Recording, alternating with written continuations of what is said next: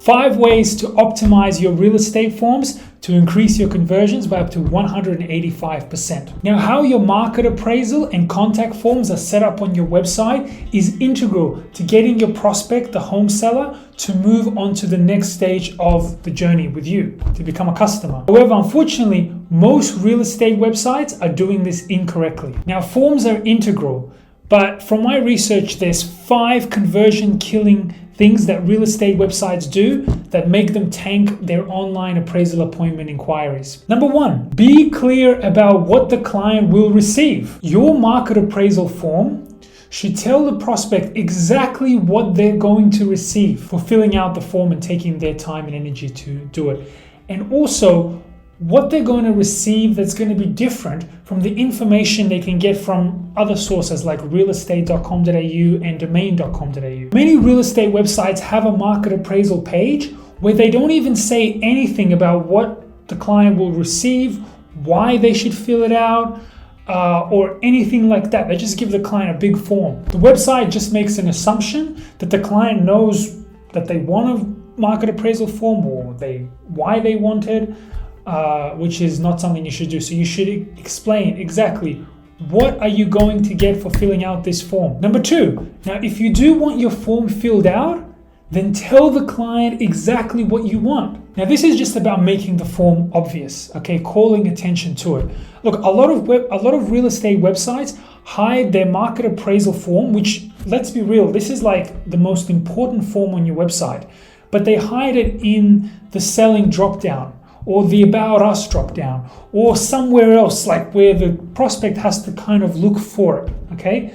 You don't want to have your market appraisal form and your important forms. These are the forms that are going to get you sales. You don't want these forms hidden. A real estate agency's revenue is directly tied to how many home appraisal appointments they can book. Because of that, so this means your main call to action, fill out that form, needs to be on your homepage and in your top menu bar, not in a drop down, as a link that stands out. Now in this example, the call to action is very clear. It stands out and it's asking the prospect to make a mini commitment to go to the next stage right on the homepage. And I'll get to mini commitments soon. Number 3, don't feed me the whole enchilada at once.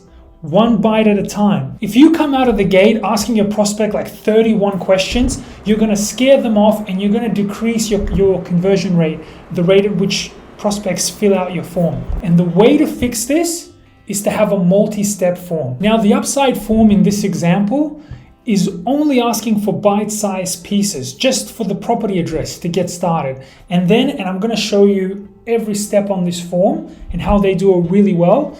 You know, step 1, they ask for the property address. Step 2, they ask you for your name and email address and mobile number.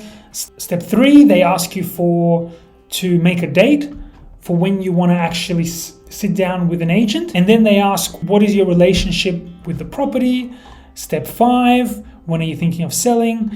And finally, a confirmation page. By feeding the prospect bite-sized information, the journey of filling out and booking an appointment becomes manageable to the prospect. And the prospect thinks, hey, why don't I just fill out my property address? What's the harm? And soon they're going through the form step by step. And also their curiosity is piqued because they think, well, what happens if I fill out my address? Let's see what the next step is. The great thing about this is that if the prospect decides to leave on, let's say, the 3rd step or the 4th step or just before they book an appointment, you actually have enough information to then follow that prospect up. Whereas if you had this big 31 question form and the prospect started filling it out and then they just said, oh, this is too much work, you'll never even know they were on your website. Number 4, ask the right questions and avoid the wrong ones. Choosing what questions to ask, this is the specific questions you're going to ask on your market appraisal form or even on your contact form,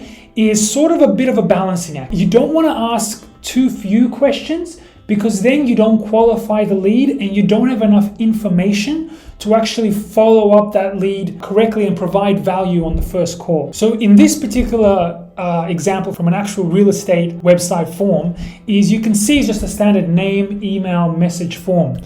And the problem with a form like this is now the client is calling the shots, okay? He's asking you questions like, what's your commission rate? What's this? What's that?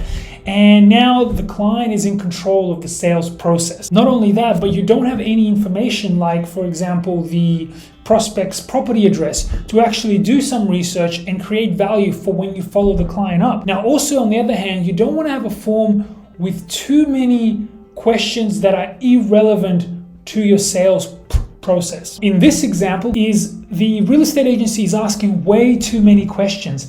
And even though not all of these questions are required in order to submit the form, okay, the prospect doesn't know this. The prospect thinks, oh my God, I have to fill out all these questions just to get in contact with you guys and to get some information about my property. And the worst thing is that a lot of these questions are actually irrelevant to you being able to help the client. Like there's a question there about, does the property have air conditioning? Yes or no?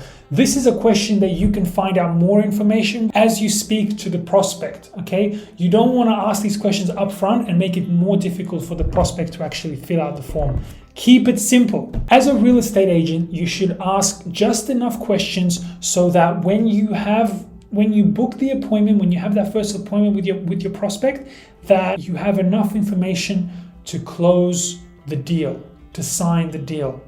Okay, so any other questions that you may need, you can always ask them on the actual appointment. Instead of asking questions that you can find out through your own personal research, you should be asking two main questions. Number one is, when are you looking to sell the property?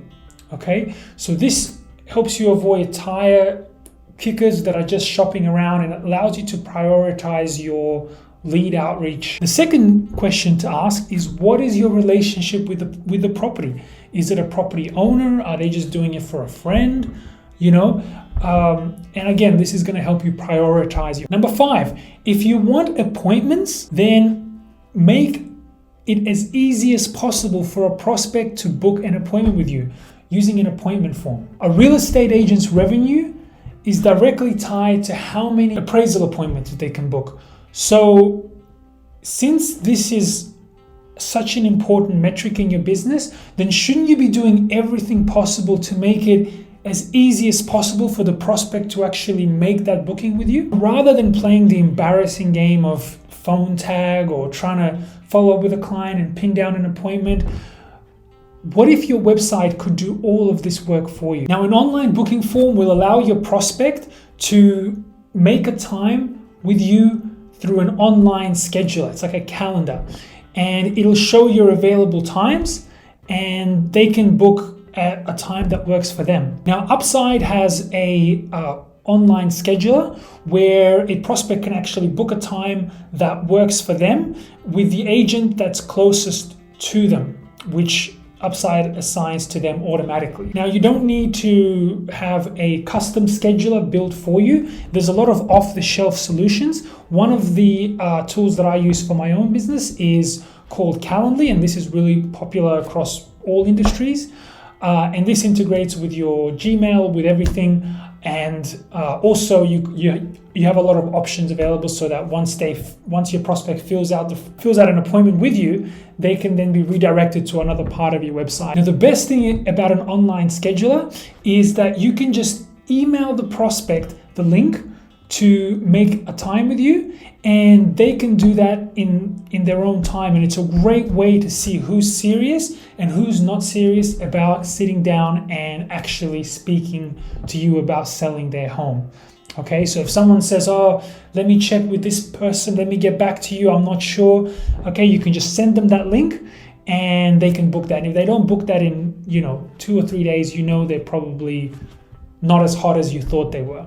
And even if you don't have the scheduler on the front page of your website or a call to action on the front page of your website, you can still integrate this into your sales process when you're actually on the phone with clients to speed up the sales process and get that appointment booked as quickly as possible. Okay, that's it. So forms, we all agree they're very important. If the purpose of your business is to sell homes, then the purpose of your website should be to book as much appointments as possible through that website, because that's going to help your business, right? So you need to have that call to action telling people exactly what form you want them to fill out. You want to tell them exactly what they're going to receive, what the upside is going to be for actually filling out the form.